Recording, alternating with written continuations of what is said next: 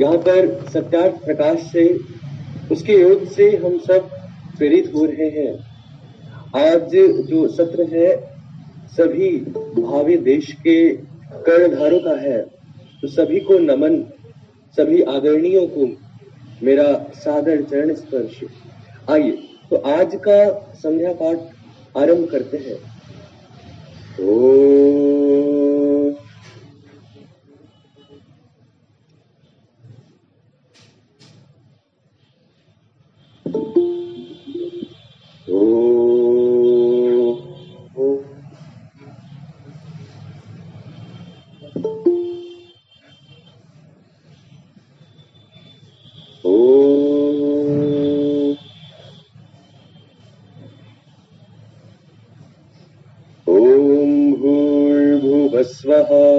तत्सवितुर्वरेण्यं भर्गो देवस्य धीमहि धियो यो नः प्रचोदयात्।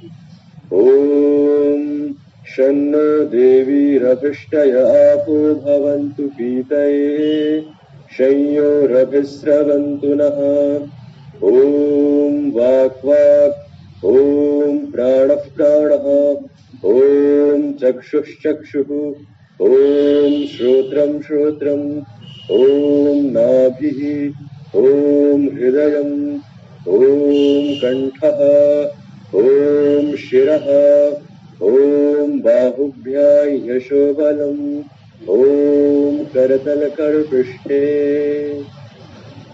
ॐ भूः पुनातु शिरसि, ॐ भुवः पुनातु नेत्रयोः, ॐ स्वः पुनातु कण्ठे, ॐ महः पुनातु हृदये, ॐ जनः पुनातु नाभ्याम्, ॐ तपः पुनातु पादयोः, ॐ सत्यं पुनातु पुनः शिरसि, ॐ खं ब्रह्म पुनातु सर्वत्र।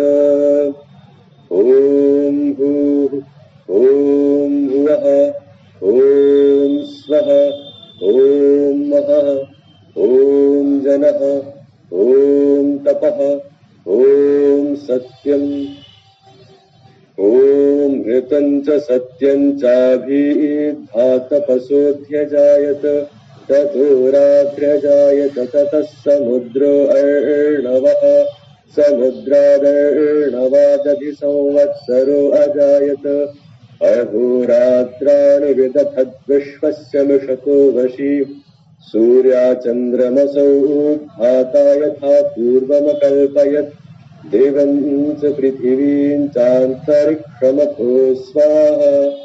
ॐ शन्नो देवीरभिष्टय आपो भवन्तु पीतये शय्योरभिस्रवन्तु नः। ॐ प्राचीदिगग्निरधिपतिरसितो रक्षितादित्यायिषवः, तेभ्यो नमोऽधिपतिभ्यो नमो रक्षितृभ्यो नम इषुभ्यो नम एभ्यो अस्तु। योऽस्मान् वेष्टियं वयं ग्रीष्मस्तं भोजं भेदद्मः, दक्षिणादिगेन्द्रोऽधिपतिस्थिरश्चिराजीरक्षिता पितर इषवः, तेभ्यो नमोऽधिपतिभ्यो नमो रक्षितृभ्यो नम इषुभ्यो नम एभ्यो अस्तु।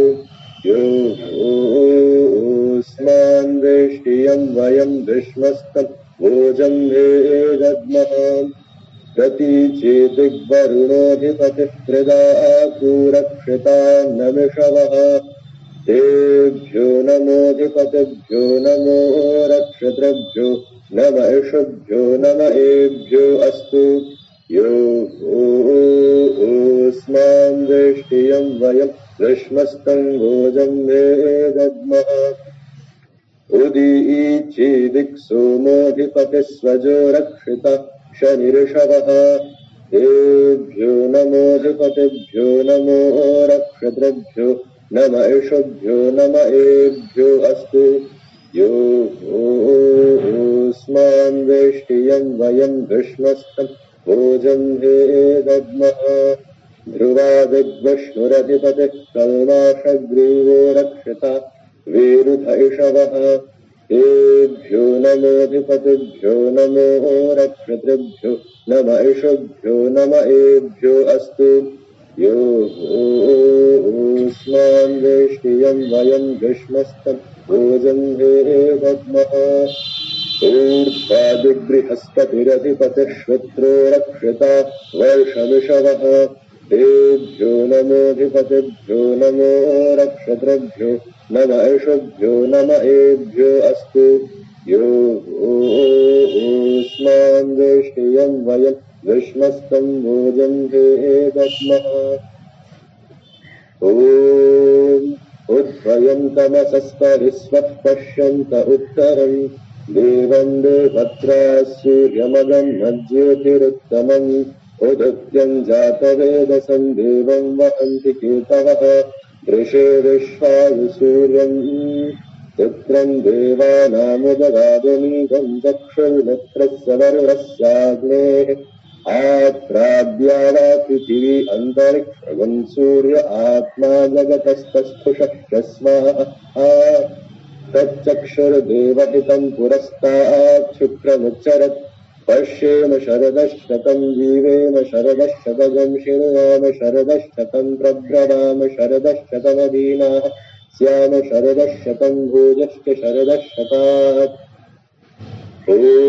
भूर्भुवस्वः तत्सवितुर्वरेण्यं भर्गो देवस्य धीमहि धियो यो नः प्रचोदयात् हे ईश्वर दयानिधे भवत्कृपया मेन जपोपासनादिकर्मणा धर्मार्थकाममोक्षाणां सद्यः सिद्धिर्भवेन्नः ॐ नमः शम्भवाय च मयोभवाय च नमः शङ्कराय च मयस्कराय च नमः शिवाय च शिवतराय च ॐ शान्ति शान्ति शान्ति।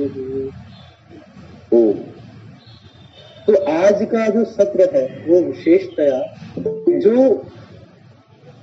युवा लोग हैं, जो बालक वर्ग है, जो अभी देश के निर्माण में अपनी सक्रिय योगदान कुछ आने वाले वर्षों में देने वाले हैं, ये उनके लिए है। तो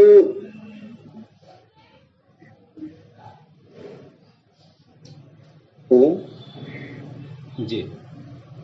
तो सत्यार्थ प्रकाश के वाचन के साथ प्रारंभ करना। नहीं, एक बार बच्चों को वीडियो खुलवा लीजिए, कौन कौन लोग हैं, किनका किनका प्रश्न रहेगा। तो आप आचार्य के साथ कोऑर्डिनेट करते हुए सत्यार्थ प्रकाश नहीं, बच्चों के प्रश्न से आरंभ करेंगे और आचार्य जी इसमें कोऑर्डिनेट करेंगे आपको ठीक से क्या उनको बताना है। जो उनके प्रश्न होंगे या तो थोड़ी देर बच्चों के लिए क्या करवा दीजिए, पहले बच्चों के लिए थोड़ा क्या होना चाहिए, बच्चों की जो बच्चे कोई प्रश्न करना चाहें तो प्रश्न थोड़ा सा बाद में लेंगे, पहले थोड़ा सा आपको उद्बोधन हो जाए बच्चों के लिए। तो थोड़ी देर आचार्य जी का उद्बोधन होगा आप लोग बच्चों के लिए, उसके बाद फिर लोगों के प्रश्न लिए जाएंगे। तो आचार्य जी थोड़ा देर उद्बोधन देंगे, अभी ये सब लोग सन्मुख होकर सुनेंगे, उसके बाद प्रश्नों का आप लोग वीडियो आ रहा लोगों का, इतने लोगों के प्रश्न होंगे। और भी जिन लोगों के प्रश्न है वो अपना एक बार वीडियो खोल के दिखा दें। इधर चेतन जी हैं और मंजू मूर्ति जी हैं, राम कुमार जी के यहाँ से पुत्र कृष्ण जी हैं, और जो लोग भी बच्चे हैं एक बार वो वीडियो दिखा लें ताकि आपको पता लगे कि किसका किसका प्रश्न रहेगा। हरितिमा जी भी हैं, इनका भी प्रश्न रहने वाला है। और किन्हीं के प्रश्न होंगे बच्चों के साथ तो एक बार उनको वीडियो दिखा लेंगे, जिससे कि पता चल पाए कि आपके प्रश्न रहने वाले हैं, किसी का प्रश्न छूटे नहीं, सबका प्रश्न लिया जाए। बड़े लोगों के प्रश्न नहीं आएंगे, बच्चों का ही प्रश्न आएंगे, इसका विशेष ध्यान रखना है जी। आचार्य जी के उद्बोधन के लिए हम लोग चलते हैं, सुने सभी लोग। ओम। सभी बालक लोगों को बहुत बहुत आशीर्वाद, बहुत बहुत शुभकामना। आप लोगों का जो जीवन है वो राष्ट्र के लिए एक बहुमूल्य धरोहर है, जो भविष्य में इस देश की व्यवस्था को तय करेगा। और इस देश में जो रहने वाले लोग हैं वो सुखी और समृद्ध शांति से, आनंद से कैसे रहेंगे, इसकी नैतिक जिम्मेदारी, नैतिक उत्तरदायित्व भी आपके ऊपर रहेगा, भविष्य में आने वाला है। जो बुद्धिमान लोग होते हैं वो अपने आने वाले भविष्य के विषय में अवश्य विचार करते हैं, उसकी चिंता करते हैं, उस पर चिंतन करते हैं। आने वाला समय आज के समय से और अधिक कठिन ही होगा, सरल नहीं होगा। कंपटीशंस बढ़ेंगे, प्रतिस्पर्धाएं बढ़ेंगी, संघर्ष बढ़ेगा, शांति तलाशनी पड़ेगी, शांति खोजनी पड़ेगी। और शांति को खोजते हुए बिना उद्विग्न, बिना दुखी, बिना घबराए, बिना संकट में आए आपको अपने आप को तैयार करके खड़ा रखना पड़ेगा। जैसे कोई व्यक्ति मकान बनाता है ना, तो सबसे पहले जब नींव खोदी जाती है तो उस नींव में रोड़ी डाल करके, गिट्टी डाल करके उसको अच्छे तरीके से कूटा जाता है, उसको खूब मजबूत बनाया जाता है। मजबूत बना करके फिर जैसी बिल्डिंग बनानी होती, जैसा भवन बनाना होता है, वैसे वैसे मटेरियल का प्रयोग करते हुए उस भवन को खड़ा करने की तैयारी की जाती है। अगर किसी को 6 मंजिल का मकान बनाना होता है तो 1 मंजिल के हिसाब से वो 1 फीट गहरी नींव लेकर के जाता है। 2 बनाना हो तो 2 फीट कर लेता है, 3 बनाना हो 3 फीट कर लेता है। अगर 6 मंजिल का मकान बनाना हो तो कम से कम 6 फीट गहरी नींव बनाता है। ऐसे अगर हमें अपनी मंजिल को ऊंचा करना है, अपने जीवन को ऊंचा करना है, तो उसकी नींव को थोड़ा सा मजबूत करके चलना पड़ता है, मजबूत बनाना पड़ता है। और जब मजबूत नींव होती है तो उसके ऊपर जो मकान खड़ा होता है वो मकान निश्चित तौर पर बहुत मजबूत और बहुत दिनों तक चलने वाला होता है, बहुत टिकाऊ होता है। इस समय जो आपका जीवन है, जो आपका समय है, वो नींव बनाने के लिए है, अपने आप को मजबूत करने के लिए है। आने वाले भविष्य का जो बोझ है, उस बोझ को वही उठा पाएगा जिसके कंधे मजबूत होंगे, जिसके कंधे चौड़े होंगे, जिसका मस्तिष्क शांत होगा, जिसके अंदर धैर्य होगा और जिसका मस्तिष्क शार्प होगा, तेज होगा। जो चीज़ों को जल्दी से पकड़ेगा और पकड़ करके देर तक पकड़ के रखेगा। क्षिप्रम विजानाति चिरम शृणोति, जल्दी से समझ लेगा और जो समझ लेगा उसको अपने जीवन में धारण भी कर लेगा। वही विद्यार्थी, वही व्यक्ति, वही बच्चा भविष्य में अपने राष्ट्र, अपने परिवार, अपने समाज की जिम्मेदारियों को निभाने में समर्थ हो सकेगा। तो उसके लिए आपको तैयारियां करनी है। एक दूसरी बात बच्चों के लिए विशेष तौर पर, हमारा जो समय है वो सीखने का समय है और सीखने की जो प्रक्रिया है वो चारों ओर से होती है, सब ओर से होती है। आपके माता पिता से भी आप सीखते हैं, आपके दादा दादी से सीखते हैं, आपके मित्रों से सीखते हैं, उन मित्रों के घर परिवार वालों से भी सीखते हैं। आपके बहुत सारे दोस्त लोग आपको तरह तरह की चीज़ें सिखाते हैं। और जो भी सिखाते हैं, जैसे आप किसी बाजार में जाओ, मेले में जाओ, अगर आप मेले में जाएंगे, मान लीजिए आप बाजार गए, मेले में गए और आपके पिताजी ने आपको 50 रुपया दिया हुआ है मेला देखने के लिए, और आप मेले में घुसते हैं तो मेले में जितना सामान होता है वो सारा का सारा सामान एक तरफ से अगर खरीदना शुरू करेंगे तो आपके 50 रुपये तो पहले सामान में ही समाप्त हो जाएंगे।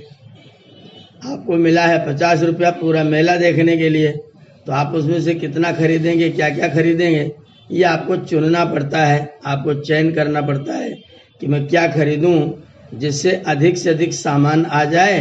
और अगर मेरा पैसा कुछ बचा भी रह जाए और मैं घर जाके पिताजी को बताऊं कि मैंने केवल 40 रुपये खर्च किए, 10 रुपये बचा के लाया हूं, तो मेरे पिताजी प्रसन्न हो जाएं, तो मेरे पास सामान भी ज़्यादा हो जाए, मेरे उपयोग की चीज़ें आ जाएं और ऐसे उपयोग की चीज़ें आ जाएं जो बाद में मेरे बहुत देर तक काम आए। जैसे आपने कोई चॉकलेट खा लिया, आपने कोई चाट खा लिया, आपके 10 रुपये खर्च हो गए, आपने 10 रुपये का कलम खरीद लिया, तो एक कलम आपका लगभग 50 पेज लिख डालेगा। तो एक कलम 10 रुपये का आएगा जो आपके लिए 50 पेज लिखेगा। एक चाट 10 रुपये का आएगा जो आपको 3 घंटे के लिए संतुष्ट करेगा। अब चयन आपको करना है कि चाट खा के ख़त्म कर दिया जाए कि कलम लेकर के उससे ज़्यादा लंबे समय तक उस चीज़ का उपयोग किया जाए। आप मेले में जाते हैं, पैसा सीमित है, तो आप चयन करते हैं कि मुझको क्या लेना है, क्या मेरे लिए उपयोगी है। ऐसे ही संसार में रहना है तो सब चीज सब लोग आपको सुनाएंगे, सब लोग आपको बताएंगे उन चीजों में से आपके लिए क्या उपयोगी है। कूड़ा करकट कबाड़ बटोर करके आप अपने घर में नहीं लाते हैं। ऐसे ही अपने दिमाग में, अपने मस्तिष्क में, अपने जीवन में कूड़ा कबाड़ व्यक्ति को नहीं बटोरना चाहिए। चुनना चाहिए जो अच्छा है, जो सरल है, जो बढ़िया है, जो मेरे लिए उपयोगी है, जो मेरे बहुत लंबे समय तक काम आने वाला है। ऐसी ही चीज व्यक्तियों को बटोरना चाहिए। जो बेकार की चीजें होती हैं, कई बार कुछ लोग बहुत सारी बातें ऐसी बताते हैं जो आपके जीवन के लिए लाभकारी नहीं है, लेकिन बताते हैं। जैसे आप किसी व्यक्ति के पास में जाओगे, वो बीड़ी पी रहा होगा, आप बालक हैं, बाल सुलभ भाव है, आप कहेंगे भैया ये बीड़ी क्यों पीते हो? कहता है पी के देख क्या मजा आता है, जिंदगी तो यही है, बाकी सब बेवकूफ़ी है। अब आपने कहा ये तो बात कुछ देखना पड़ेगा, सोचना पड़ेगा। बाल मन है, भावुकता है, तो सोचा वो कह रहा करके देखो। अब उसने कहा करके देखो, और आपने सोचा चलो लाओ करके देख लेते हैं। एक बार आपने करके देख लिया, आपने करके देख लिया। अब वो कहता है अगर तू मेरे साथ रोज नहीं आएगा तो मैं तेरे पिताजी को बता दूंगा। अब आप पिताजी के डर के मारा रोज शुरू हो जाते हैं, और शुरू होते होते फिर धीरे धीरे आप एडिक्ट हो जाते हैं। जब एडिक्ट हो जाते हैं, जब आपकी आदत पड़ जाती है, तो फिर आप उसको छोड़ना आपके लिए मुश्किल हो जाता है। तो कोई कुछ कह दे उसको तुरंत स्वीकार कर लेना बिल्कुल नहीं, उस पर विचार करना, और विचार करके अपने से जो बड़े लोग हैं, आपके जो हितैषी लोग हैं, माता पिता लोग हैं, बड़े भाई लोग हैं, बहन लोग हैं, उनसे विचार करके धीरे से पूछिए कि ऐसा ऐसा मैंने सुना है, क्या ये उचित है, क्या मेरे लिए ग्रहण करने के लायक है? वो जो ऐसा कह रहा था क्या ये ठीक है?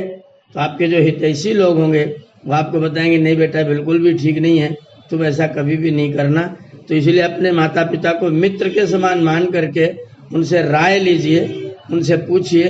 उनके पास बैठ करके जो आप चोरी चोरी करना प्रारंभ कर देते हैं, छिपे छिपे करना प्रारंभ कर देते हैं, जिसको शुरू करने में आपको माता पिता से डर लगता है, उसी को सीधा माता पिता के सामने जाके प्रस्तुत कर दीजिए।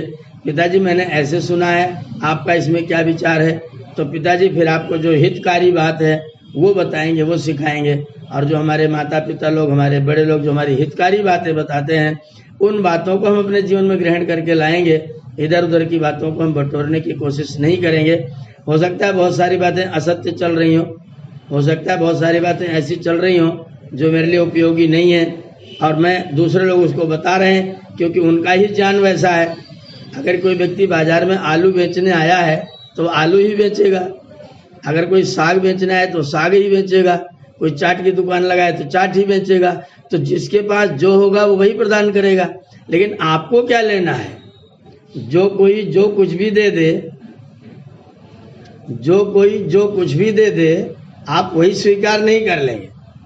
बाजार में बहुत सारी चीजें हैं, लेकिन उनमें से आपको क्या लेना है वो आपको चयन करना है। क्या आपके लिए उपयोगी आपको चयन करना है। और अगर मेरी समझ में नहीं आता है, आपकी समझ में कोई बात नहीं आती है, तो उसको अन्य लोगों से पूछने के बजाय जो अपने हितैषी लोग हैं, जो हमारे आचार्यगण हैं, जो हमारे माता पिता हैं, जो हमारे दादा दादी हैं, उनसे उस चीज को पूछा जाए और उनसे निर्णय मांगा जाए। और वो जैसा संदेश करने के लिए कहें, जैसा उपदेश करें, उस उपदेश को स्वीकार किया जाए। इससे हम बचे रहेंगे, सुरक्षित रहेंगे, और हमारा जीवन अच्छा बनता जाएगा। अच्छाइयाँ मेरे घर में आएंगी, अच्छाइयाँ मेरे जीवन में आएंगी, अच्छाइयाँ मेरे शरीर में आएंगी, और मैं बुराइयों से अपने आप को बचा पाऊंगा, असत्य से अपने आप को बचा पाऊंगा, अनुचित से अपने आप को बचा पाऊंगा, और उचित चीज़ों को ले पाऊंगा। इसके लिए आपके जो हितैषी हैं उनके प्रति आप समर्पित होइए, श्रद्धा भाव रखिए, प्रेम रखिए, आदर रखिए, और मैत्री भाव रखिए। मैत्री भाव उनसे छिपाने के बजाय, उनसे छिप करके करने के बजाय उनके सामने उसको प्रस्तुत कर दीजिए। अगर उचित हो तो करिए, अगर वो हाँ कहे तो करिए, क्योंकि वो आपके हितैषी हैं, क्योंकि आपके निर्माता हैं, क्योंकि आपके लिए वो सब कुछ करते हैं, आपके लिए सब कुछ बनाने की कोशिश करते हैं, आपको सुखी और संतुष्ट करने की कोशिश करते हैं। इसलिए अगर आप उनसे राय लेकर के अपना कोई कार्य करेंगे तो निश्चित तौर पर आपके लिए कल्याणकारी मार्ग बताएंगे, और उस कल्याणकारी मार्ग को प्राप्त करके आप अपने जीवन में अच्छाइयों को ग्रहण कर सकेंगे और बुराइयों को छोड़ सकेंगे। इसका ध्यान रखेंगे बच्चे लोग। जो कोई जो कुछ भी बेच रहा है सब नहीं लेना है।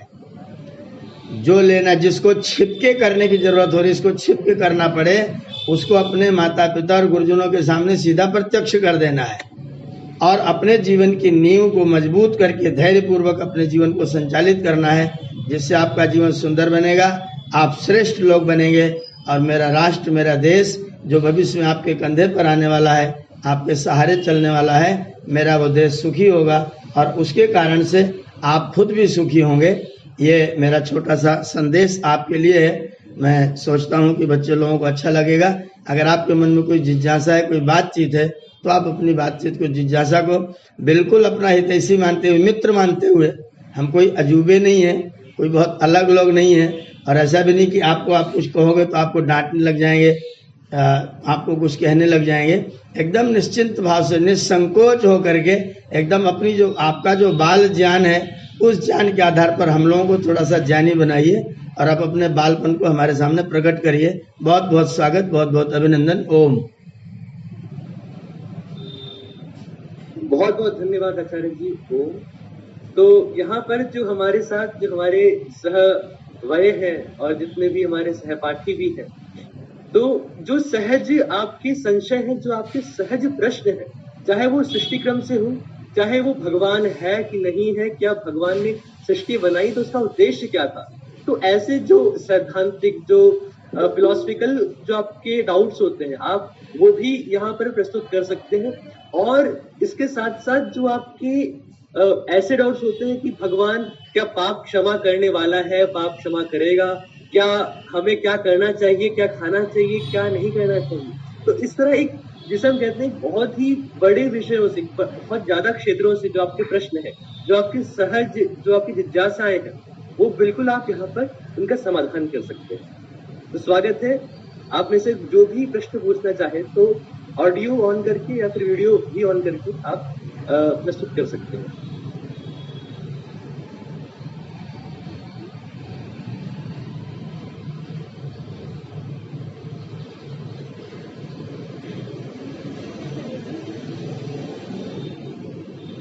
ऑडियो खोल लीजिए हरदिमा जी, ऑडियो खुला है आपको? आवाज नहीं आ रही है?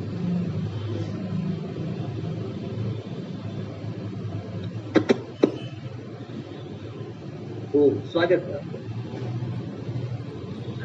लोगों का मानना होता है कि मंदिर में मन्नत मांगने से इच्छा पूर्ण हो जाती है। आपकी आवाज बहुत स्लो है, आवाज आ नहीं रही है, थोड़ा और तेज कीजिएगा।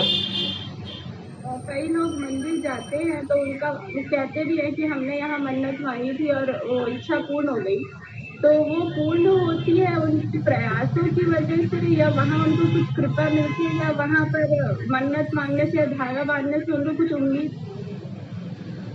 बहुत अच्छा सवाल हरितिमा जी। जब आप किसी चीज को पाने के लिए अपने आप को सकारात्मक कर लेते हैं, पॉजिटिव कर लेते हैं, तो वो पॉजिटिविटी जो है, जो आपकी जो सकारात्मकता है, वो सकारात्मकता आपको सफल करती है, आपके कार्य को पूर्ण करती है। उसमें जिससे आपने मन्नत मांगा है वो मन्नत के कारण से पूर्ण हुआ है, ऐसा नहीं है। आपने किसी पर भरोसा करके जो अपने आप को समर्पित किया है, आपके जीवन में जो पॉजिटिविटी आई है, सकारात्मकता आई है, उसके कारण से आपको वहाँ पर सफलता मिलती है।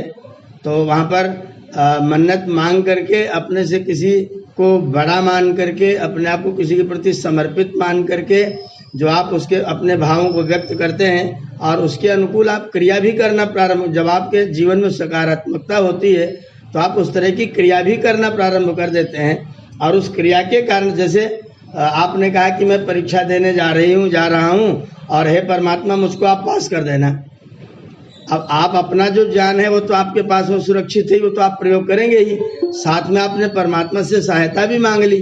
तो वो जो सकारात्मकता आपके जीवन में आई है, वो सकारात्मकता आपके मस्तिष्क को शांत करेगी और शांत मस्तिष्क से आप अपने उत्तरों को कॉपी में ज़्यादा अच्छे तरीके से लिखेंगे और आपकी सफलता होगी।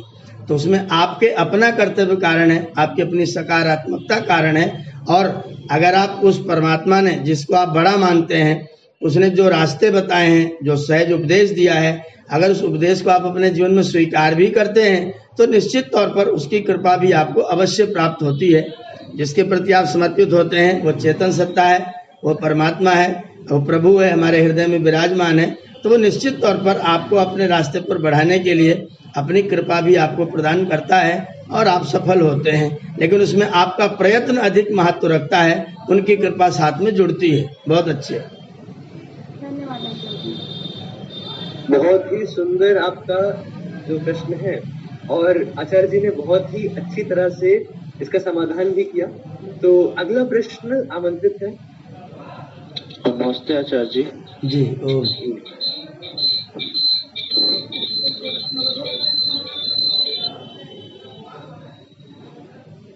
नमस्ते आचार्य जी। वीडियो पे खोल लीजिए, वीडियो खोल लीजिए। चेतन। नमस्ते आचार्य जी, मेरा प्रश्न ये है कि जैसे लोग जीवन में तरह तरह के नए जीवन अपनाते हैं कि जैसे कुछ नास्तिक बन जाते हैं, कुछ आस्तिक बन जाते हैं, या कुछ जैसे हिंदू होते हैं या मुस्लिम होते हैं भी तरह तरह के दरगाह मस्जिद में जाते हैं या फिर मंदिर में जाते हैं। तो क्या कोई ऐसी मतलब कोई परफेक्ट चीज नहीं है कि मतलब जो है उसको फॉलो करे, जो नास्तिक है वो भी आस्तिक बने किसी तरह से? ऐसा होता है, मतलब ऐसा क्या मतलब कि आज में जाना जरूरी है क्या, मतलब कि टाइम देना, क्योंकि लोग आपके पास टाइम नहीं बचता है ना, ये मतलब वहाँ पे टाइम इन्वेस्ट कर पाए कोई तरह से। ऐसा होता है चेतन जी, जी प्रायः करके प्लस 90% लोग जिस घर में, जिस परिवार में, जिस वातावरण में पैदा होते हैं, उस घर परिवार वातावरण में जो परंपरा से चीजें चल रही होती हैं, उसी के चुपचाप बिना कुछ सोचे विचारे अनुयायी हो जाते हैं। कोई मुसलमान के घर में पैदा हुआ तो अल्लाह ताला का शुक्रगुजार है, वो नमाज अदा करेगा, और उसके जो मुसलमान भाई हैं वो अपने बच्चों को वही सिखाएंगे भी कि तुम भी ऐसा ऐसा करो जैसा मैं करता हूँ। तो जो मुसलमान के घर में पैदा हुआ सोच के नहीं जाता है कि मैं अल्लाह ताला है कि नहीं, कुछ करता है कि नहीं, इस विचार के लिए सारे रास्ते वो लोग बंद रखते हैं। उस घर में आप पैदा हुए तो उस घर के अनुसार चलने लग गए। हिंदू के घर में पैदा हुए तो हिंदू वाला रीति रिवाज अपना लिया, मुसलमान घर में पैदा हुए मुसलमान का रीति रिवाज अपना लिया। रीति रिवाज, कोई भी कर्मकांड, कोई प्रक्रिया अपनाने के लिए प्रायः लोग प्लस 90% लोग विचार नहीं करते हैं क्या उचित है क्या अनुचित है। वो खाली परंपरा से जैसा चल रहा है उसमें वो चल पड़ते हैं। एक लाइन में, ये बद्रीनाथ की घटना है। बद्रीनाथ, एक लाइन में लोग खड़े हुए थे बद्रीनाथ का दर्शन करने के लिए। तो वहाँ पर जो लाइन लगी हुई थी उसमें सैकड़ों लोग थे, बहुत लंबी लाइन थी। अब उसी में एक माता के पास में एक बच्चा भी था। उस बच्चे को हाजत हुई, उसको टॉयलेट जाने का मन हुआ। अब वहाँ रास्ते में कोई ऐसी व्यवस्था तो है नहीं। उस माता ने सोचा अब मैं क्या करूं, अब मैं क्या करूं सोच करके बच्चा बार बार परेशान कर रहा है कि मम्मी मम्मी बहुत तेज लगी है। तो मम्मी ने उसको एक किनारे करके वहीं रास्ते के बगल में तो यहीं बैठ जा। अब वो वहीं पर बिठाल दिया उसको, उसके हाथ में बोतल, तो उसने उसको साफ भी कर दिया। उसके बाद में उसके हाथ में जो फूल था, उसने चल लोगों को खराब लगेगा, उसने उसी के ऊपर वो फूल भी रख दिया, उसको ढकने के लिए फूल की माला रख दी। अब जो उसके पीछे लोग आ रहे थे उन्होंने कहा यहाँ भी फूल चढ़ा हुआ है। वो फूल चढ़ा हुआ देख करके पीछे वाले सब लोगों ने एक एक माला उस पर भी चढ़ा दी। अब वो किस पर माला चढ़ी थी, किस लिए चढ़ी थी, क्या हुआ था, कुछ नहीं सोचा विचारा, माला चढ़ी थी इसलिए सबने माला चढ़ा दी। अब इस तरह से किसी ने कुछ देखा यहाँ पर फूल माला, चलो हम भी चढ़ा देते हैं। किसी का यहाँ अगरबत्ती लगाई थी, चलो हम भी लगा देते हैं। ये परंपरा से प्रायः लोग, हमारे यहाँ कहा गया है गतानुगतिको लोका न लोका पारमार्थिका। दिव्यांशु जी इसका अर्थ समझ सकते हैं। गतानुगतिको लोका, जो लोग होते हैं वो गतानुगतिक होते हैं, जो जैसा चल देता है उसी के पीछे पीछे चल पड़ते हैं। न लोका पारमार्थिका, विचार करके, चिंतन करके, उचित अनुचित सोच करके वो लोग नहीं चलते हैं। तो इसीलिए जब आप सोचना प्रारंभ कर देंगे, जब आप विचार करके करना प्रारंभ कर देंगे, तब आप वास्तव में सच्चे आस्तिक होंगे। आप कल्पना करिए, अगर मंदिर में परमात्मा है, हम लोग मंदिर जाते हैं भगवान का धन्यवाद करने के लिए, उनकी पूजा करने के लिए। अगर मंदिर में परमात्मा है तो क्या आपके घर में नहीं है? अगर आपके घर में है तो क्या मंदिर में नहीं है? अगर परमात्मा मंदिर में ही है, मान लीजिए मंदिर में ही है, बाकी जगह वो नहीं है, तो फिर वो बाकी जगह की व्यवस्था कैसे संभालते होंगे? दूसरी बात, जब वो वहाँ नहीं है तो उनसे छिप करके कोई व्यक्ति कोई कार्य कर भी सकता है। जैसे मैं आज जौनपुर में हूँ, सुल्तानपुर में नहीं हूँ, तो अब मेरे विद्यार्थी गुरुकुल में क्या करेंगे मुझे पता नहीं चलेगा। अगर परमात्मा मंदिर में है तो आप अपने घर में क्या करते हैं ये आपको पता नहीं चलेगा। परमात्मा को पता चले इसके लिए परमात्मा का आपके पास में होना जरूरी है। तो ये कॉन्सेप्ट अगर सब लोग स्वीकार करें कि परमात्मा आपके हृदय में ही है, अगर आपको उसको कोई पूजा करनी, कोई उपासना करनी, कोई ध्यान करना, कोई साधना करना है तो आपके पास में है और वो आपको सर्वदा देख रहा है। ये जो मानव स्वभाव है ना, जैसे आप लोग हैं, बच्चे लोग हैं, वो प्रायः अपनी चीजों को छिप के करने की जुगाड़ करते हैं। माता पिता ने देख लें, दादा दादी ने देख लें, कोई मेरा साथी ने देख ले, कोई मेरे गुरुजी ने देख लें, ऐसे करके कुछ छिप करके कुछ कार्य करने की कोशिश करते रहते हैं, छिपाने की कोशिश करते हैं। तो अगर आप दुनिया में गलत भी काम करते हैं तो आप ईश्वर से छिपाना चाहेंगे, तो ईश्वर से छिपाना चाहेंगे तो जुगाड़ बनाएंगे कि यहाँ पर ईश्वर ना हो। तो ईश्वर ना हो इसलिए उसको मंदिर में बिठाल दो, ईश्वर को मंदिर में बिठाल दो, अपने यहाँ जो मर्जी है वो करना प्रारंभ कर दो। तो ईश्वर को तो मंदिर में बिठाल दिया और घर में ईश्वर को बुला दिया। हमें ईश्वर सर्वत्र देख रहा है, इस चीज को अपने मस्तिष्क में पूरी गहराई से हम लोगों को बिठा लेना चाहिए। मेरे प्रत्येक कार्य में, वो लोग कहते हैं ऊपर वाला सबको देखता है, ऊपर वाला नहीं, ये वाक्य बदल देना चाहिए जी, भीतर वाला सबको देखता है, अंदर वाला सबको देखता है। परमात्मा आपके भीतर है और वो सबको देखता है, इसलिए आपको बिल्कुल टाइम लगाने की जरूरत नहीं है। आप तो दिल में है तस्वीरें यार की, जब जहां गर्दन झुकाई देख ली।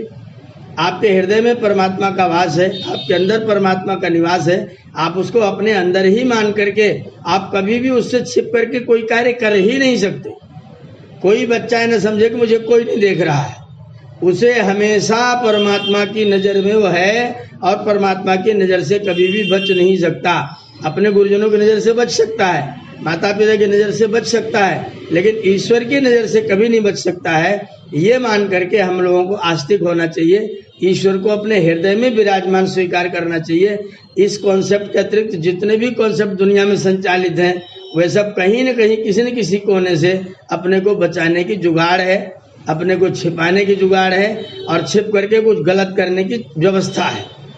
परमात्मा हमारे अंदर है, उसको अंदर मान करके अपने कार्यों को ठीक करना ये एकमात्र रास्ता है जिस रास्ते पर चल करके दुनिया बिल्कुल ठीक हो सकती है और दुनिया में ईश्वर की सही उपासना और सही पूजा संभव हो सकती है। यही स्वीकार करने के लायक है। ओम।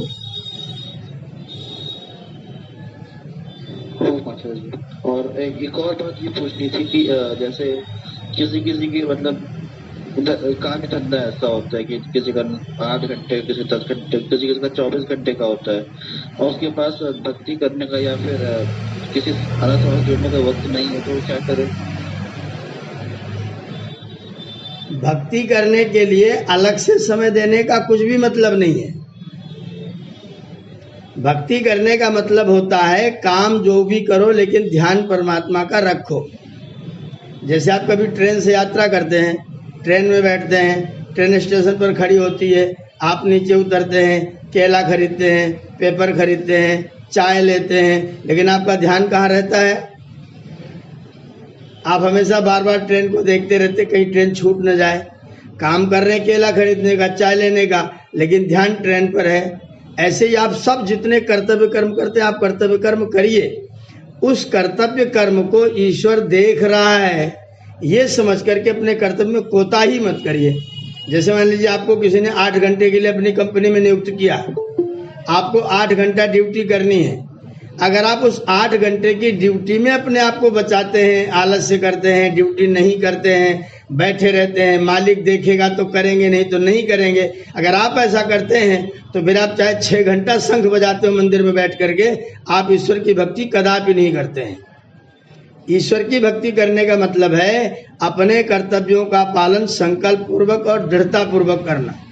जो व्यक्ति अपने कर्तव्यों का, संकल्पों का दृढ़ता से पालन करता है और उसमें परमात्मा का ध्यान रखता हुआ, परमात्मा की भक्ति करता हुआ, उसको ये करता हुआ कि उसकी कृपा है मेरे ऊपर, कि उसकी सामर्थ्य से, उसकी कृपा से मैं ये काम कर पा रहा हूँ। इस तरह जो व्यक्ति धन्यवाद करता रहता है वही व्यक्ति वास्तव में भक्ति करता है। ये जो मंदिर में बैठ करके 2 घंटा घंटी बजाओ, प्राणायाम करो, नाक पकड़ के इधर उधर उठो बैठो और उसके बाद में नीचे उतर करके जेब काटना शुरू कर दो, ये भक्त लोग हैं क्या? ये बिल्कुल भी भक्ति नहीं करते हैं। आप अपनी दुकान पर बैठिए, जो व्यक्ति आपका ग्राहक है वो वास्तव में परमात्मा का पुत्र है। जब आपके सामने आए, आओ आओ प्रभु आओ, आप तो मेरे पास में निकट आ गए, क्योंकि उसके अंदर परमात्मा का वास है। आप उसको परमात्मा के रूप में आप अपने घर में बुलाइए, दुकान पर बुलाइए, उसका सामान बराबर तौल के दीजिए, उसके साथ सद्व्यवहार करिए, वाणी का सदुपयोग करिए, और वाणी का सदुपयोग करके जब वो जाने लग जाए उसका धन्यवाद भी करिए कि अगर आप न होते तो मेरी दुकान बंद हो जाती, आपके कारण मेरी दुकान चल रही है। तो आप उसके प्रति धन्यवादी होंगे और अपना काम ठीक करेंगे। ये वास्तव में ईश्वर की भक्ति है। ये जो हमने मंदिर में बैठ करके दर्शन करके घंटी बजा के जल चढ़ा के इसको भक्ति समझा हुआ है ना, ये लोगों को भ्रम डालने की कोशिश है। इससे लोग भ्रमित होते हैं और वास्तव में ईश्वर की भक्ति से वो रहित हो जाते हैं। भक्ति का मतलब होता है उसकी आज्ञा का पालन करना। अगर आप पिता की भक्ति करते, इसका मतलब क्या है? पिता का फोटो लगा के अगरबत्ती लगाएंगे। श्रवण ने पिता की भक्ति की थी तो क्या किया था? अगरबत्ती दिखाया करता था। अपने माता पिता को उनकी इच्छा के अनुसार, जैसा उनकी इच्छा थी, मैं तीर्थाटन करना चाहता हूँ, तीर्थों का दर्शन करना चाहता हूँ, उसने अपना बहंगी बनाया और लेकर के अपने माता पिता को तीर्थों का दर्शन कराया। तो भक्ति का मतलब होता है आज्ञा का पालन करना। अगर आप वास्तव में भक्ति करते हैं तो आप आज्ञा का पालन करते हैं। ये नहीं कि आप बैठ करके कितनी देर तक राम राम राम राम करते हैं। राम राम करने के बाद, उठने के बाद आप क्या करते हैं वो भक्ति है। राम राम करने के बाद आपके जीवन का आचरण कैसा होता है वो भक्ति है। तो आपके जीवन में ईश्वर की भक्ति के कारण सत्यता हो, निरभिमानिता हो, प्रेम हो, सद्व्यवहार हो, वाणी में मधुरता हो, चित्त में प्रसन्नता हो, तो समझिए कि आप वास्तव में भक्ति कर रहे हैं। उसके लिए आपका बिल्कुल समय खर्च नहीं होगा। आप अपना काम करिए, ईश्वर का ध्यान रखिए और सबके साथ सुंदर व्यवहार करिए, आप बहुत अच्छे भक्त कहलाएंगे। ओम। धन्यवाद आचार्य जी। बहुत ही सुंदर दृष्टांत से और बहुत ही सुगम्य तरीके से आपने हम सबका, हमारी जो शंका थी उसका समाधान किया। बहुत बहुत धन्यवाद। और अब किसी का प्रश्न है? भैया जी, सभी को नमस्ते। मेरा प्रश्न है, आवाज आ रही है? आवाज नहीं है? माइक के पास में मुख करके बोलिए। आपकी आवाज आ रही है, थोड़ा सा तेज बोले बस। ठीक है। तो मेरा प्रश्न है, मेरे 2 प्रश्न है भैया जी। तो भैया जी, मेरा पहला प्रश्न है कि आज के जमाने में हम लोग न चाहते हुए भी फोन और टीवी के प्रति आकर्षित हो जाते हैं। उस आकर्षण को कैसे दूर करें? गजब, वाह वाह वाह वाह, बहुत सुंदर बहुत सुंदर। जिसकी ओर आप आकर्षित होते हैं, पहले ये निश्चय कर लीजिए कि वो चीज क्या है। जैसे आप अपने गुरुजनों की ओर आकर्षित होते हैं कि मेरे गुरुजी मुझको बहुत अच्छा पढ़ाते हैं, तो आपका आकर्षित होना बहुत अच्छा है, आप आकर्षित होइए। कुछ चीजें ऐसी जो आपको नुकसान पहुंचाएंगी, जो नुकसान पहुंचाने वाली चीज है, अगर उसके प्रति आकर्षित होते हैं तो मन में धीरे से सोच लीजिए ये चीज तो नुकसानदायक है भाई, मैं इसको नहीं लूंगा। जो चीज फायदेमंद है वो मैं लूंगा। गुरुजनों के प्रति आकर्षित होइए। आप एक पेड़ पौधा लगाइए, आकर्षित होइए, बहुत अच्छी बात है। अपनी किताब से आकर्षित रहिए, बहुत अच्छी बात है।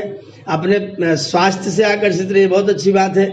सवेरे उठ करके 1 किलोमीटर दौड़ लगाइए, आकर्षित होइए दौड़ से। अभी वो अपना वो नीरज है ना, नीरज नाम सुना उसका, 85 मीटर दूर अपना भाला फेंका, स्वर्ण पदक लाया आपके देश के लिए। आप उसकी ओर आकर्षित होइए, आप भी निशाना बनाइए और नीरज चोपड़ा की ओर आकर्षित हो करके और आप भी अपने स्वास्थ्य को सुंदर बना करके देश का नाम रोशन करिए। तो आपका आकर्षण बुरा नहीं है, आकर्षित होना बुरा नहीं है। जिस चीज के प्रति आप आकर्षित हो रहे हैं वो अच्छी या बुरी चीज है। अगर बुरी चीज के प्रति आकर्षित हैं तो अपने मन में सोच लीजिए ये तो खराब है, मेरे लिए हानिकारक है, इससे बड़ा नुकसान होता है, मैं नुकसानदायक चीज प्रति क्यों आकर्षित होऊंगा। जो मेरे लिए लाभकारी होगी उसके लिए आकर्षित रहूंगा, जो नुकसानदायक है उसको मैं बिल्कुल तुरंत छोड़ दूंगा। तो एक ही चीज छोड़ दीजिए, जो मेरे लिए लाभकारी है उसकी ओर आकर्षण, जो हानिकारक है उसकी ओर बिल्कुल आकर्षण नहीं। आकर्षित होना बहुत उत्तम गुण है, लेकिन अच्छाई के प्रति, बुराई के प्रति नहीं। बुराई के प्रति आकर्षित नहीं होना, अच्छाई की ओर आकर्षित होना है। बहुत सुंदर प्रश्न आपने किया, बहुत अच्छा, बहुत बहुत साधुवाद, बहुत आशीर्वाद। जी धन्यवाद। तो मेरा दूसरा प्रश्न ये था कि हमारा ईश्वर क्या प्रयोजन रखते हैं, हम ईश्वर अपेक्षा क्या रखते हैं। आवाज आपकी कम क्लियर हो रही, आप हिलिए मत, स्थिर होकर के, हाँ आप ऐसे कहिए, ऐसे ही कहिए। ईश्वर हमारे से क्या इच्छा रखते हैं, हमारा क्या प्रयोजन है। वाह भाई वाह। ईश्वर, बेटे ईश्वर के अंदर कोई इच्छा नहीं है। इच्छा कब होती है? अगर मैं आपको 10 रुपए का कलम दूं और आपको कलम की इच्छा होगी 50 रुपए वाले की, तो जो नहीं है उसकी इच्छा होती है, जो है उसके लिए इच्छा करने की जरूरत ही नहीं है। अगर आपको पहले 50 रुपए वाला कलम मिल जाए तो आप क्यों उसकी इच्छा करेंगे? तो ऐसी कोई चीज नहीं है जो परमात्मा के पास नहीं है, इसलिए परमात्मा के अंदर कुछ भी इच्छा नहीं है, उसकी कोई इच्छा नहीं होती है। बस उसने सृष्टि बनाई हुई है, हम लोग उसके पुत्र हैं, हम लोग ईश्वर के पुत्र हैं। तो पिता अपने पुत्र से क्या चाहता है? आपके पिताजी आपसे क्या चाहते हैं? मेरा बच्चा अच्छा पढ़े, मेरा बच्चा मेरा नाम रोशन करे, मेरा बच्चा कोई गलत काम करके कहीं दुख में फंस न जाए। तो परमात्मा भी चाहता है मेरा बच्चा कहीं दुख में फंस न जाए। परमात्मा चाहता है आप अच्छे काम करें जिससे आप सुखी रहें, आनंद में रहें। परमात्मा केवल आपसे चाहता है कि आप सुख से रहिए। अगर आप प्रसन्न हैं, अगर आप आनंदित हैं, अगर आप ज्ञानी हैं, अगर आप अच्छे हैं, आपका आचरण अच्छा है, आपकी वाणी अच्छी है, आपके माता पिता आपके आचरण से संतुष्ट हैं, बस परमात्मा को यही चाहिए कि आप अच्छे बनो। परमात्मा चाहते हैं कि आप सुखी रहो, बस एकमात्र उसका उद्देश्य है कि मेरे बच्चे सब सुखी रहें। हर पिता चाहता है मेरे बच्चे सुखी रहें। तो मेरा पिता परमात्मा भी तो पिता है, वो भी चाहता है हमारे बच्चे सुखी रहें। तो परमात्मा की एक ही इच्छा है कि हम सब लोग सुखी रहें। आप सुखी रहेंगे तो परमात्मा का आनंद रहे। बहुत आशीर्वाद, बहुत धन्यवाद। अपना नाम बता दीजिए, नाम सब परिचय दे दिया करें पहले लोग। अपना नाम बता दीजिए। मेरा नाम विजेंद्र मान है। विजेंद्र मान, बहुत ही सुंदर प्रश्न और आचार्य जी ने बहुत ही एक मार्मिक, बहुत ही प्रासंगिक उत्तर दिया। कहते हैं पूर्णानंद की प्राप्ति हमारा लक्ष्य है। हम कहते हैं कि एक परम सुख जिसके बाद कोई दुख ना हो, तो इस अवस्था में पहुंचना ये हमारा लक्ष्य है। तो बहुत ही अच्छा है। तो आइए आगे अगले प्रश्न की ओर बढ़ते हैं। आचार्य जी ओम ओम। शांति क्या होती है? हैं? आपका सवाल नहीं सुनाई पड़ा बेटा। क्या होती हैं? शांति क्या होती है? क्या कह रहे हैं, समझ में नहीं आया। शांति आचार्य जी, शांति क्या होती है? शांति एक गुण है। जैसे मान लीजिए आप बैठे हैं, आपका मन कहीं और घूम रहा है, आपके हाथ पैर कहीं और घूम रहे हैं, जो आप चाहते हैं वो हो नहीं रहा है, जो नहीं चाहते हैं वो हो रहा है, तो आप अशांत रहेंगे, तो आपको अशांति रहेगी। और जो आप चाहते हैं वही हो रहा है, जैसा आप चाहते हैं वही हो रहा है, आपका मन अपने आप में स्थिर है, आपके हाथ पैर शरीर सब बिल्कुल बढ़िया स्वस्थ है, इसको बोलते हैं शांति।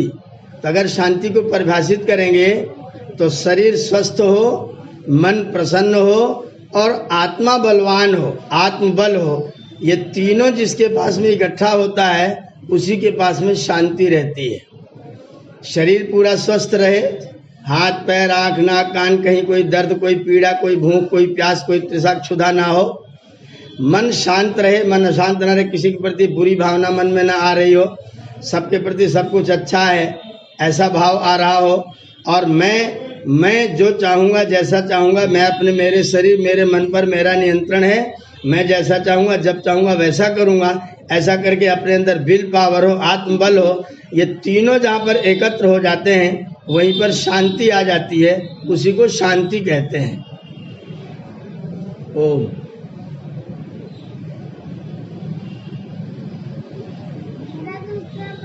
मेरा नाम अभिज्ञान है। अभिज्ञान का मीन्स क्या होता है? अभिज्ञान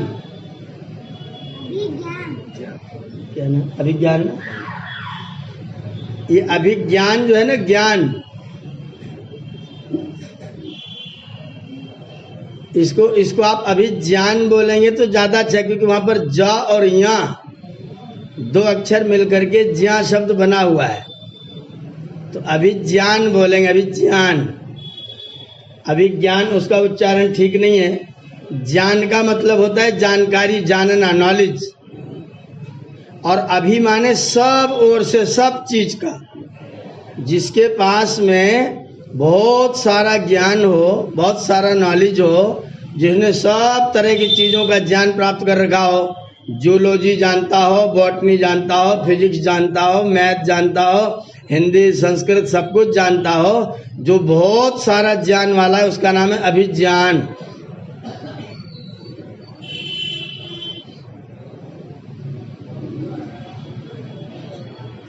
भैया का प्रश्न बहुत अच्छा था, और एक सच कहे तो बहुत ही जो हमारी सामान्य जो जिज्ञासा होती है, मेरे नाम का क्या है, भगवान के बारे में तो हम पूछ ही रहे हैं, साथ साथ अपने बारे में पूछना एक बहुत बड़ी बात है।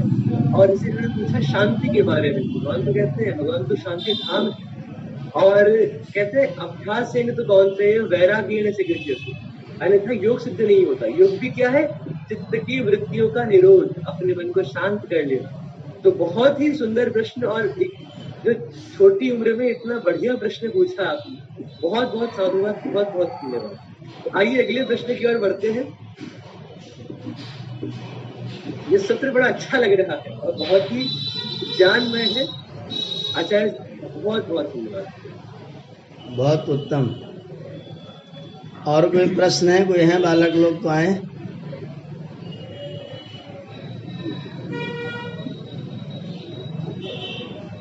अन्य लोग भी, भाई जयप्रकाश जी जो हमारे पुराने कक्षा के लोग हैं, अगर बच्चे आपके तैयार हुए हो तो आप उनको प्रश्न। ओम भैया जी, ओम भैया जी, जी आचार्य जी को जी भैया जी, एक बच्ची को पानी में डाल दिया और एक बेटा गया अभी मम्मी का एलटी का पेपर दिलवाने के लिए, आज पेपर है तो इसलिए बच्चा नहीं है। ये सभी के लिए संदेश है। अगर आज के स्तर में और कोई बच्चा नहीं है तो दिव्यांशु जी उसको आगे बढ़ाएंगे और उसके बारे में बात और कर लेंगे। सूची पहले, बाद में अगली बार में, अगले सत्र में, अगले रविवार को सूची पहले ले लेंगे, किसका किसका नाम रहेगा तो पता रहेगा हमको, आगे से ध्यान रखेंगे। तो अब दिव्यांशु जी आचार्य के साथ बात करते हुए, और बच्चों को अगर कोई बीच में प्रश्न, जिन लोगों ने पूछा है इनका और भी प्रश्न अगर आ जाते हैं बीच में तो ले लिया जाएगा। तो आप लोग जो है दिव्यांशु के साथ जुड़ करके आ जाए साथ जुड़िए। हमारे मध्य एक बहुत ही तेजस्वी छात्र है, हमारे बहुत ही ज्ञानी है और राजनीति शास्त्र और इतिहास का बहुत ही विशद ज्ञान रखते हैं। इस वक्त यूपीएससी की तैयारी कर रहे हैं और स्वामी जी के साथ इनका फोटो है प्रोफाइल में। जो हमारे कुंदन भैया है, आप कुछ कहना चाहें, कुछ पूछना चाहें तो आपकी बात अब जी। ऑडियो ऑन कर लीजिए सर।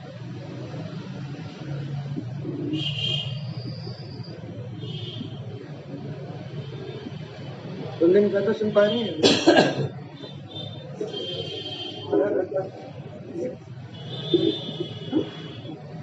तो शायद उपलब्ध नहीं। तो आगे किसी को कोई प्रश्न पूछना हो? और आप सब कैसे हैं?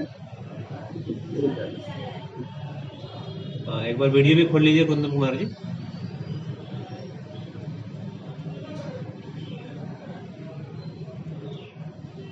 ऑडियो वीडियो दोनों खोल लीजिए।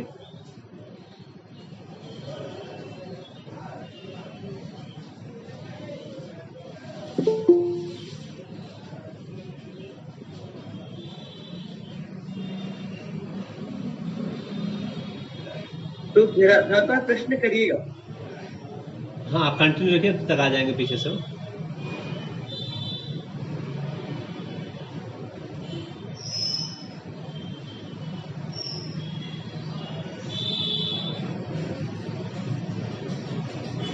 बहुत ही उपयोगी सत्र आपका चल रहा है और मैं अमित जी का धन्यवाद करना चाहूँगा कि उन्होंने और ख़ास तौर पर हमारी बहन जी दिव्या जी ने रखा था, अपना प्रस्ताव रखा था कि हमें बच्चों को अगर हम इस चीज़ को बताएं, सिखाएं तो ज़्यादा लाभकारी होगा।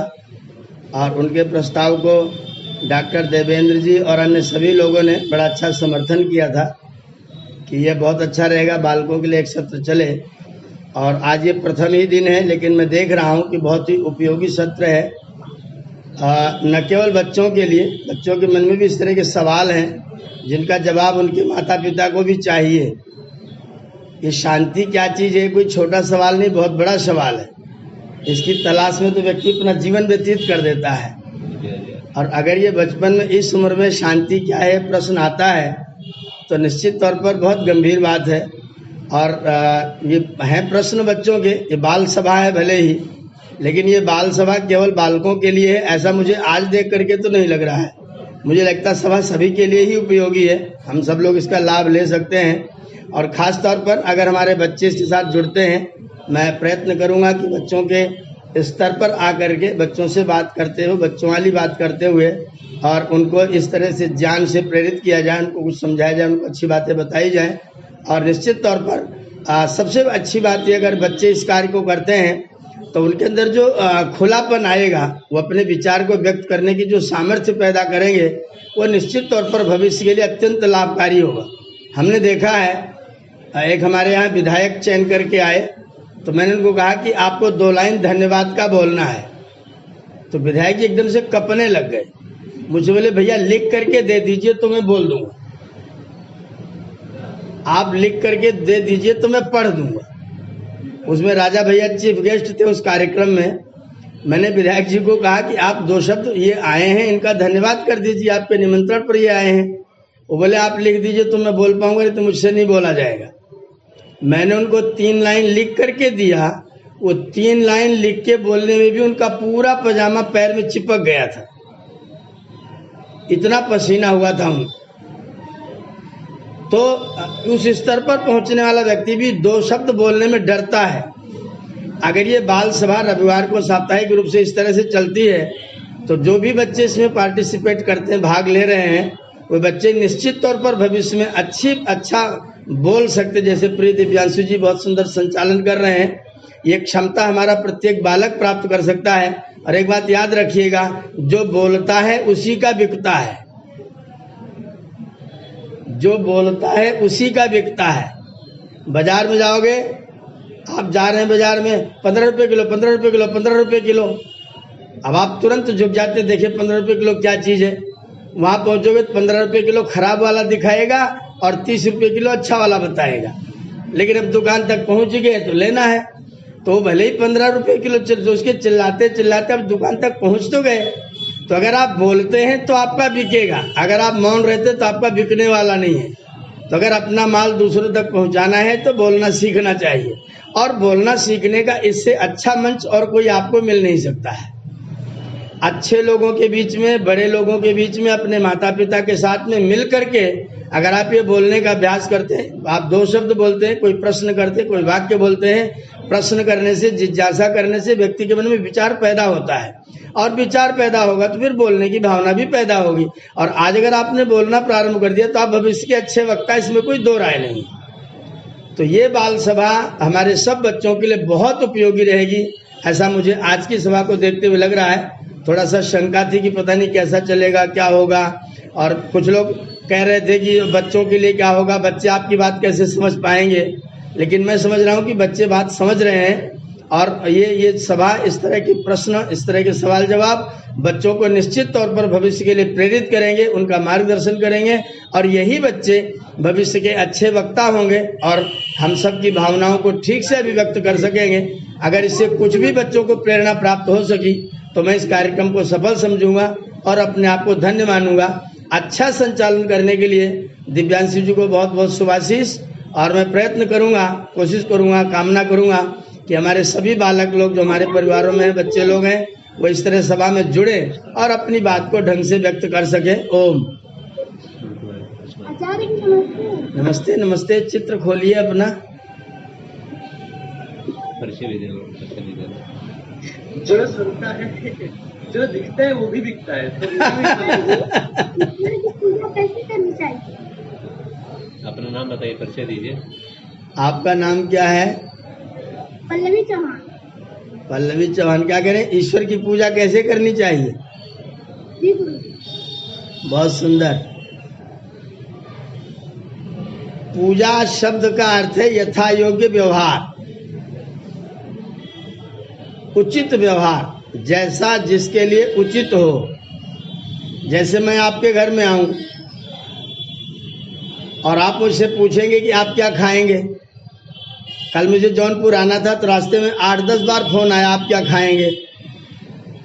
इसका मतलब मैं आऊंगा तो मैं जैसा खाता हूं, जो मेरे लिए उचित है, आप वही चीज प्रदान करेंगे। तो जिसके लिए जो चीज उचित हो, लाभकारी हो, हितकर हो, वही देना उसकी पूजा है।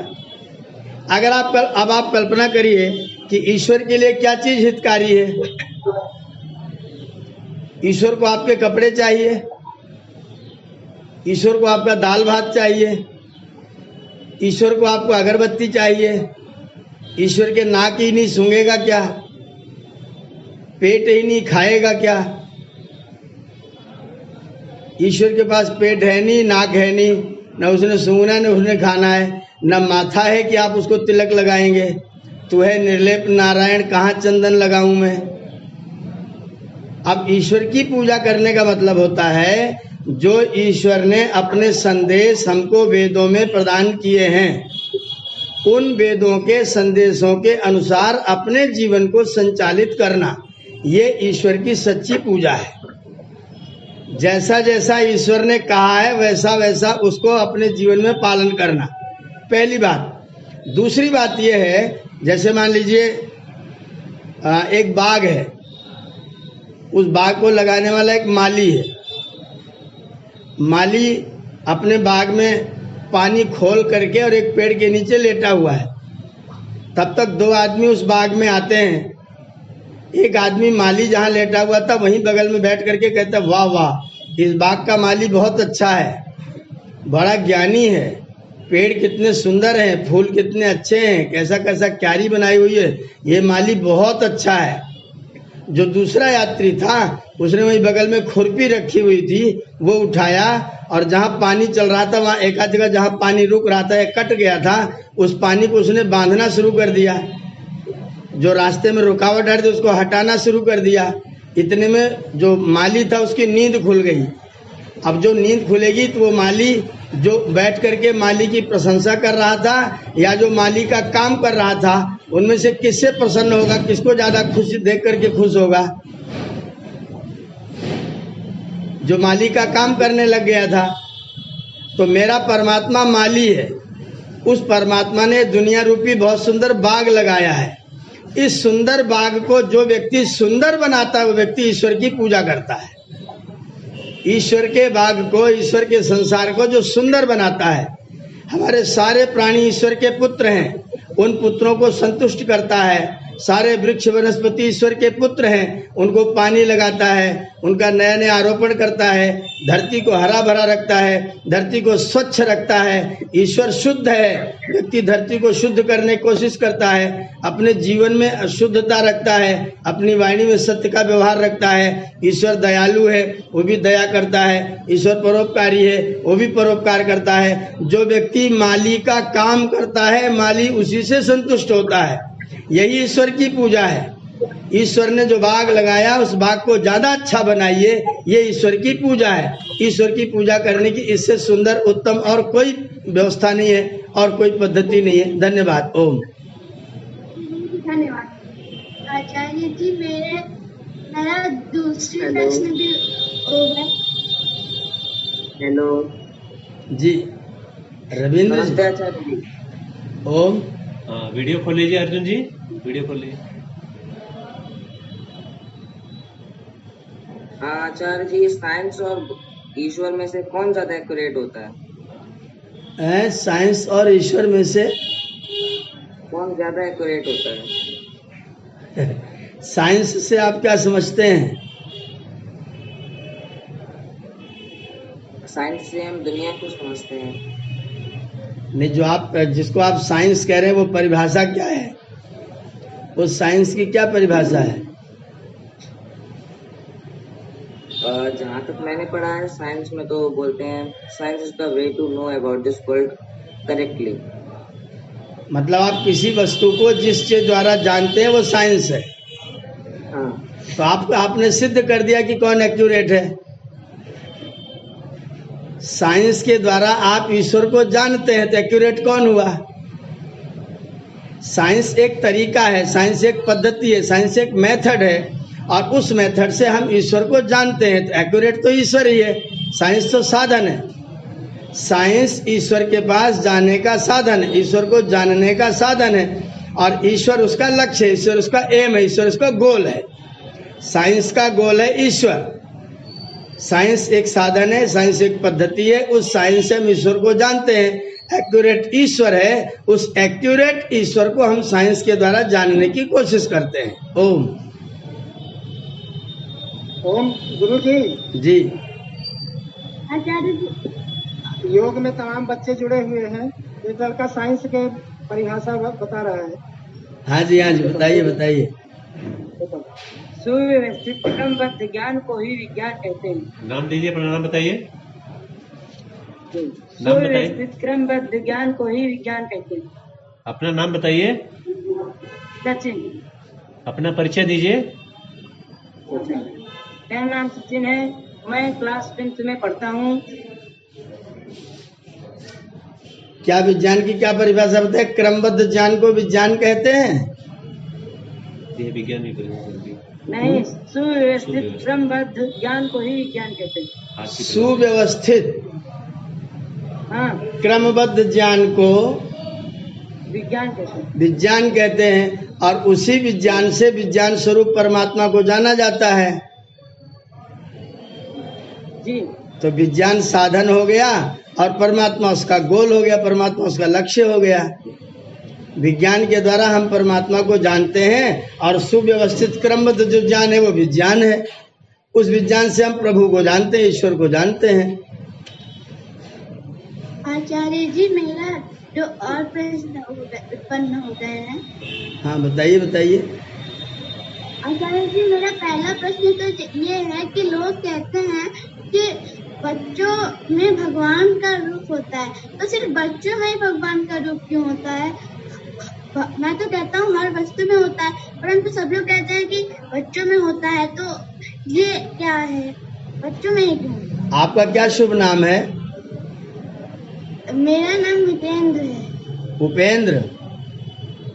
मेरा नाम मितेंद्र मान है। नितेंद्र मान। अच्छा, नितेंद्र। ये बताइए, आप लोगों का दो बच्चों का आपस में झगड़ा हो जाए तो कितनी देर तक टिका रहता है? मेरा तो कभी होता ही नहीं है। नहीं, मान लो हो जाए तो कितनी देर तक बना रहेगा? ज्यादा देर तक नहीं, बस 1-2 मिनट तक। और बड़ों का हो जाए तो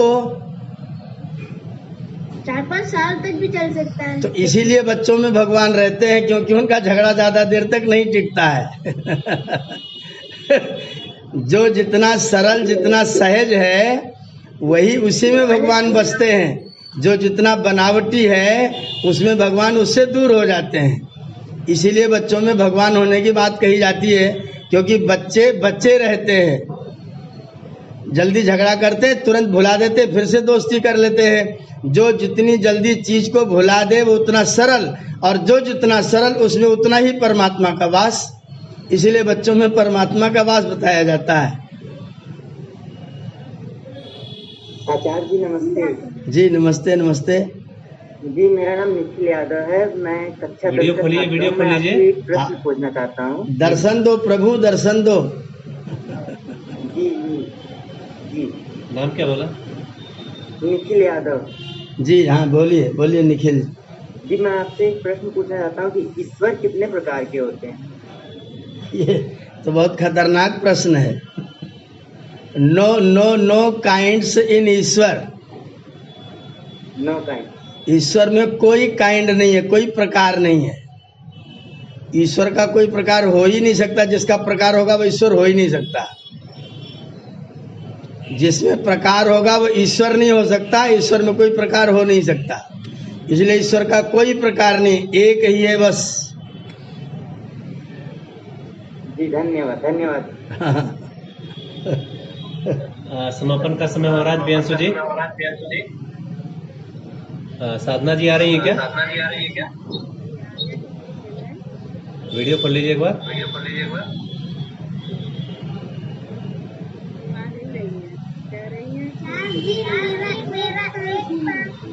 मेला के बारे में जो आचार्य जी बताए हैं, थोड़ा आवाज कम आ रही है, थोड़ी नजदीक बोलिए। कह रही हूँ मेला में जाना चाहिए कि नहीं, और जाना चाहिए तो झूला झूलना चाहिए या सामान खरीदना चाहिए या कुछ खाना चाहिए? मेला में जाना चाहिए और तीनों काम करना चाहिए। तीनों काम, सामान भी खरीदो, झूला भी झूलो, कुछ खाओ पियो भी। ये निर्णय करना चाहिए क्या खाना है। मेले में फ्रूट चाट मिल रहा हो खाओ, दही लस्सी मिल रही हो पियो। मेला देखो, झूला झूलो, खाओ पियो, तीनों काम करना चाहिए। बहुत बढ़िया।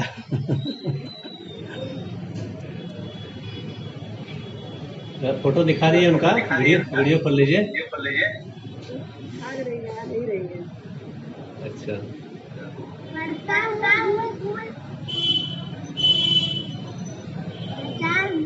हाँ जी हाँ जी, अभिज्ञान जी बोलिए। पढ़ता हूँ, भूल जाता हूँ, क्या करूँ कि ना भूले? याद करते हैं, भूल जाते हैं। आपके घर में घी का दीपक जला लो। घी का दीपक जला करके उस दीपक को अपने आंख के ऊंचाई के लेवल में रख लो और उस दीपक को बहुत ध्यान से देर तक देखो, बिना पलक झपकाए देखो। जब पलक सीधी हो जाएगी तो आप दीपक की जो रोशनी है उसको अपने मस्तिष्क में अंदर जला लो। अंदर रोशनी दिखाई देगी। उस रोशनी को दिखा करके उसको ध्यान करके तब याद करो। जो भी याद करोगे नहीं भूलेगा। दूसरी बात, नंबर 2, जो याद करना हो उसको रात को सोने से ठीक पहले पढ़ो। जब आप सोने जाते हैं तो टीवी देख करके सोने मत जाओ, पढ़ करके सोने जाओ। जो लेसन आपको कल याद करके सुनाना है उस लेसन को रात को सोने से पहले याद कर लो, पढ़ लो। याद मत करो, रटो मत बिल्कुल भी। उसको वही ध्यान पूर्वक एक बार अच्छे तरीके से पढ़ लो और पढ़ के तुरंत सो जाओ। फिर उसके बाद और कोई चीज मत करना, पढ़ के तुरंत सो जाओ। जब सवेरे जगो तो जग करके जो आपने शाम को पढ़ा था उसको एक बार दोबारा से पढ़ लो। तो जब आप पढ़ करके सो जाएंगे तो रात को सोते समय आपका मन वही याद करता रहेगा।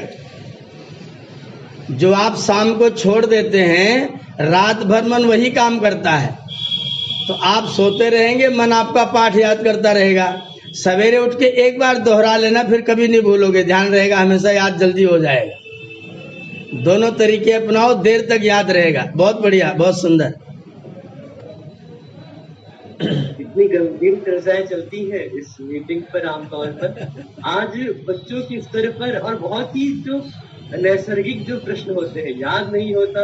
और अभिज्ञान जी तो बहुत ही जिन्हें कह सकते हैं खुद से जो स्टार्ट होनी चाहिए प्रश्न, है ना, जैसे नाम का अर्थ क्या है, ऐसे जो प्रश्न पूछ रहे हैं। मुझे डर लग रहा था कि कहीं ऐसा ना हो कि आज सवा 7:15 पे खत्म हो जाएगी कक्षा लेकिन आज हम देख रहे हैं कि ज्यादा ही समय हो गया है और मुझे लगता है कि अभी भी कईयों की जिज्ञासाएं बची है, तो अभी आज समापन करते हैं। लेकिन एक बात है कि हर रोज कक्षा चलती है और हर रोज इतने गंभीर और जो कह सकते हैं कि हमारे जीवन पर यथार्थ लागू होते हैं, ऐसे अति जो जान के जो योग्य विषय होते हैं इस यहाँ पर चलते रहते हैं। तो आप सभी आज जुड़े हैं, तो जो छात्र वृंद है वो रोज जुड़े, क्योंकि आपको जानना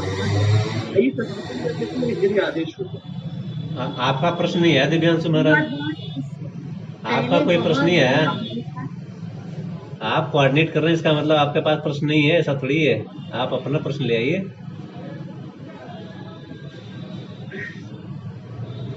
प्रश्न वो नहीं पूछता, या तो सब आता है तो फिर कुछ भी ना आता प्रश्न हमारे बहुत सारे हैं, अगले रविवार को किया जाएगा। एक सिंपल सा क्वेश्चन पूछ लेते हैं, है ना, कक्षा का समय ज्यादा हो ही गया है। जैसे लोग कहते हैं कसम दिलाते हैं और कसम का एक बड़ा महत्व बताते हैं कि जो कसम मानता है तो ठीक है, नहीं मानते तो बहुत कुछ अनर्थ हो जाता है। तो कसम वाला क्या कंसेप्ट है? मतलब प्रकृति होती है, भगवान होते हैं, जीव होते हैं, तो कसम क्या रोल प्ले करता है, या फिर प्ले करता है, या फिर सिर्फ मानसिक अवधारणा ही होती है? कसम ना तो भगवान है ना तो प्रकृति है, कुछ नहीं है, केवल अपनी बात मनवाने के लिए डराने की जुगाड़ है। मेरी बात मानी जाए, इसके लिए व्यक्ति को कैसे करके बांधा जाए, उसको डराया जाए थोड़ा सा, जिससे मेरी बात मान ली जाए और सफल हो जाए, केवल इसका लक्ष्य, बाकी कसम का कुछ भी मतलब नहीं है। बिल्कुल सही वो मनोवैज्ञानिक चीज है कि व्यक्ति को डराओ और अपना काम बना लो। ठीक है, दिव्यांशु जी ने आज मेरा स्थान लेकर के बहुत मुझसे भी अच्छी प्रकार से संचालन किया है। स्थान है गुरु जी के समक्ष, आप उपासना करें और आपने बहुत अच्छा संचालन किया है। हेलो जी वीडियो ऑन कर लीजिए। अब जो भी प्रश्न है अगले रविवार में लेंगे, समय हो गया पूरा, तो अब शांति पाठ के लिए हम लोग आगे बढ़ेंगे। अगले रविवार जो भी प्रश्न है बीच में भी अगर हो तो बीच में भी आ जाइएगा, लेकिन बच्चों के लिए विशेष सभा जो है अगले रविवार को लगेगी, तो आप लोग तैयारी करिएगा।